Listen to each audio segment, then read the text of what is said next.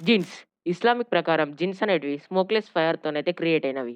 జిన్స్‌లో కొన్నింటికి మనుషుల mind control చేసే శక్తి ఉంటుంది. మరికొన్నింటికి మనుషులను చంపేంత శక్తి కూడా ఉంటుంది.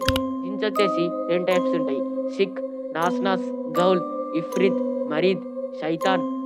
ఇంకా లాస్ట్ 4 జన్, హిన్, సిలాత్, పాలీస్. ఈ 10లో 3 అయితే చాలా డేంజరస్. అవి ఇఫ్రిత్, మరీద్, షైతాన్.